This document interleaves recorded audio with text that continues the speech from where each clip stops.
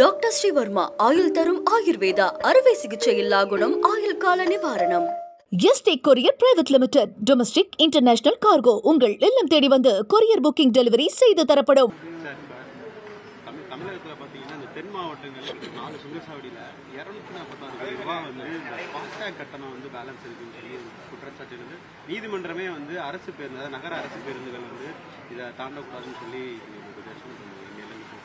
அது பெரிய சர்ச்சை. ஏன்னா கிட்டத்தட்ட 246 கோடி வந்து அரசு பேருந்து சார்பாக வந்து ஒரு போக்குவரத்து கழகத்தில் வந்து டோல்கேட்டில் மட்டும் பாக்கி இல்லை. அவங்க வந்து டீசல் பெட்ரோல் போடுறதுலேயே கோடிக்கணக்கான ரூபா பாக்கி வச்சிருக்கிறாங்க. அது அரசாங்கம் என்ன பண்ணணும்னா அரசாங்கம் முதலமைச்சர் அதில் வந்து அரசாங்கம் மானியம் போக்குவரத்து மானியம் கொடுத்து அதை இல்லாமல் பார்க்கறது தான் முதலமைச்சர் செய்ய வேண்டிய வேலை. இதனால போக்குவரத்து கழகங்கள் பாதிக்கப்படும். 50 லட்சம் உறுப்பினரை தாண்டி வெற்றிகரமாக அந்த ஓரணியில் தமிழ்நாடு அந்த பயணம் வெற்றிகரமாக போய்கிட்டு யாரு பயணம் பண்றாங்க? ஓரணியில் தமிழ்நாடு.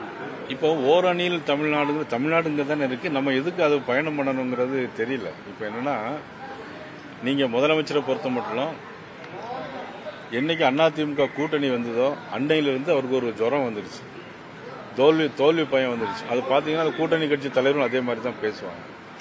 இன்னைக்கு டெய்லி பாத்தீங்கன்னா நேற்று அம்பாசமுத்திரத்தில் 17 வயசு சிறுமிய போதைப் பொருள் பயன்படுத்தின ஒருத்தர் வந்து பாலியல் வன்கொடுமை பண்ணியிருக்கிறாங்க. அதுபோல வள்ளியூர்ல ஒரு மூதாட்டி 17 பவுன் நகைக்காக வேண்டி கொலை பண்ணியிருக்காங்க. தினசரி பாலியல் வன்கொடுமை, தினசரி இந்த மாதிரி சட்டம் ஒழுங்கு பிரச்சனை, போதைப் பொருட்கள் எல்லா இடத்துலையும் நடமாட்டம். இதையெல்லாம் மறைப்பதற்காக முதலமைச்சர் வந்து ஓரணியில் தமிழ்நாடு அப்படிங்கிற சும்மா ஒரு பேனரை வச்சுட்டு இப்போ ஊரா போயிட்டு இருக்கிறாங்க. இதனால எந்த நன்மையும் கிடையாது. 2026 தேர்தலை பொறுத்த மட்டும் இன்னைக்கு வெகுஜன விரோத ஒரு ஆட்சியாக தான் இன்னைக்கு திமுக இருக்கு. நிச்சயமா 2026 பொது தேர்தலில் தேசிய ஜனநாயக கூட்டணி ஆட்சி அமைக்கும். இந்த நிதி வந்து கல்விக்கு பயன்படுத்த எடப்பாடி பழனிசாமி அதுக்கு முதல்வர் வந்து பாஜகவோட டம்மி வாய்ஸாக தான் எடப்பாடி பழனிசாமி வாய்ஸாகவே மாறிட்டாங்க. முதலமைச்சருக்கு இப்போதான் என்ன பேசுறதுன்னே தெரியல. மாண்புமிகு முன்னாள் முதலமைச்சர் அண்ணன் பழனிசாமி அவர்கள் பேச வேண்டிய கருத்தை தான் பேசியிருக்காங்க. இதுல பாரதிய ஜனதா கட்சியினுடைய கூட்டணி தோழமையில் நாங்க இருக்கோம். இதுல அவருக்கு டம்மி வாய்ஸா இருக்க வேண்டிய அவசியம் ஒன்றும் இல்லை. விருதுநகர் சாத்தூர்ல வந்து அந்த சந்திப்புல வந்து மதிமுகவினர் வந்து செய்தியாளர்களை தாக்கியிருக்காங்க. ஒரு வைகோ வந்து அந்த என்ன சொல்றாங்க அவதூறுகளா வந்து செய்தியாளர்களை பேசியிருக்காங்க. கடவுள் கொண்டிருக்காரு. அவர் மேல புகார். அண்ணன் வைகோ அவர்கள் வந்து எப்பொழுதுமே கொஞ்சம் கோவப்படுறது ஜாஸ்தியா அவருக்கு இருக்கும். கூட்டத்தில் இருக்கும்போதே சத்தம் போடுறது பேசுறது வந்து அண்ணன் வைகோ அவர்கள் வந்து ரொம்ப எல்லா இடத்துலையும் பேசிட்டு இருக்கிறாங்க. நமது பத்திரிகையாளர் தாக்கப்பட்டிருக்காங்க. உண்மையிலே அது கண்டிக்க தகுந்தது, வருந்தத்தக்கது. பத்திரிகையாளர் நீங்கள்லாம் சேர்ந்து தான் அதுக்கு கண்டன குரல் எழுப்பணும். நீங்க தான் செய்ய வேணும். அதெல்லாம் மதுரை மாவட்டத்தில் வந்து மண்டல வாரியா வந்து தலைவர்கள் வந்து ராஜினாமா பண்ணியிருக்காங்க. 200 மேடைக்கு மேல வரையை நடந்திருக்கு. ஆர்ப்பாட்டம் நீங்க சொல்றீங்க. நாளை மறுநாள் ஆர்ப்பாட்டம் ஏற்கனவே 4 பேர் ராஜினாமா பண்ணியிருக்காங்க. மதுரை மாநகராட்சி மேயரை கூட மாத்திருவாங்களோன்னு ஒரு ஊகம் இருக்கு. நாளை மறுநாள் பாரதிய ஜனதா கட்சி சார்பாக 3 மாவட்டங்கள் கட்சி மாவட்டமும் ஒரு பெரிய பிரம்மாண்டமான ஆர்ப்பாட்டம் ஒன்று வச்சிருக்கோம்.